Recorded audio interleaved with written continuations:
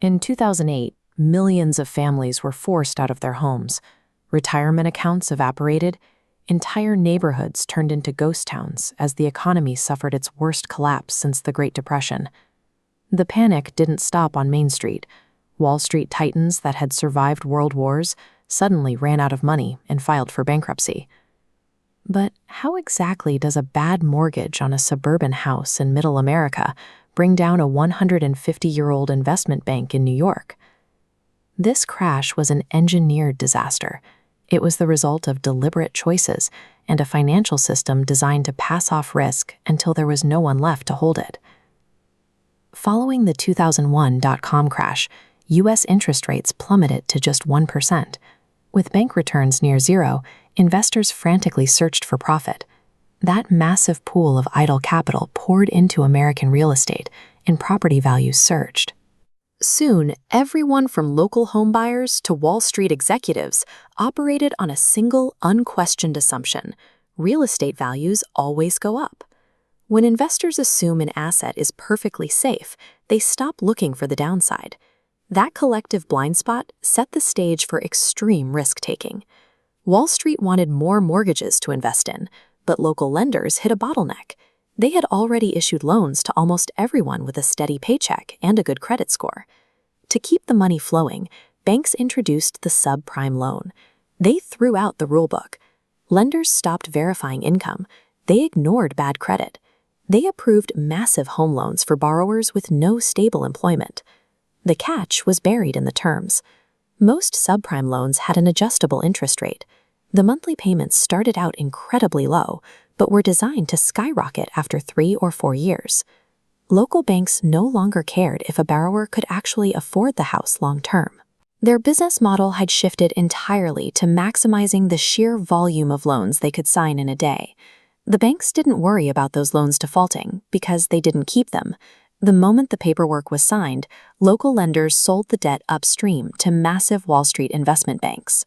Wall Street firms took thousands of these loans, mixing reliable mortgages with highly toxic subprime debt, and bundled them together. They compressed them into a single complex financial package called a collateralized debt obligation, or CDO. To convince the public to buy these dense packages, the investment banks paid credit rating agencies like Moody's to evaluate them. The agencies reliably rubber-stamped the bundles with their absolute highest safety rating. Armed with a AAA rating, Wall Street sold these CDOs to conservative investors around the world. Pension funds, insurance companies, and foreign governments bought them, completely blind to the toxic subprime loans rotting on the inside. The system had effectively laundered the risk. By hiding bad debt inside a large package and stamping it with a perfect grade, a financial time bomb appeared to the world as a bulletproof asset. This illusion of absolute safety attracted AIG, the largest insurance company on Earth. Their models told them that a nationwide collapse in the housing market was mathematically impossible. Because they believed the risk was zero, AIG began selling insurance policies on the CDOs, a product called a credit default swap. Investors paid AIG a premium every quarter, and in exchange, AIG promised to cover any losses if the CDOs actually failed. AIG aggressively collected those easy quarterly premiums. In doing so, they committed to tens of billions of dollars in potential payouts for a crisis they were certain would never arrive. By 2007, the architecture of the global economy was incredibly fragile. The entire system rested on the assumption that unverified borrowers holding adjustable-rate mortgages would just keep making their payments. The trigger was pulled when interest rates finally rose. Across the United States, the adjustable rates on millions of subprime mortgages reset, causing monthly payments to spike far beyond what those borrowers could afford. This chart tracks the immediate fallout.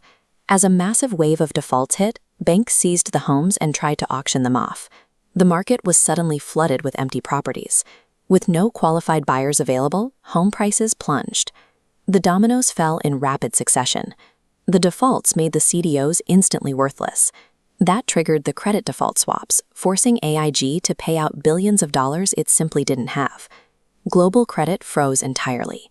The financial sector wiped out $450 billion in value.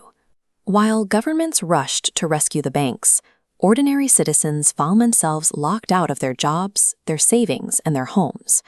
Financial bubbles never truly disappear. They merely change their form. When extreme leverage is combined with complex financial products designed to hide risk, it creates a poison the economy simply cannot survive.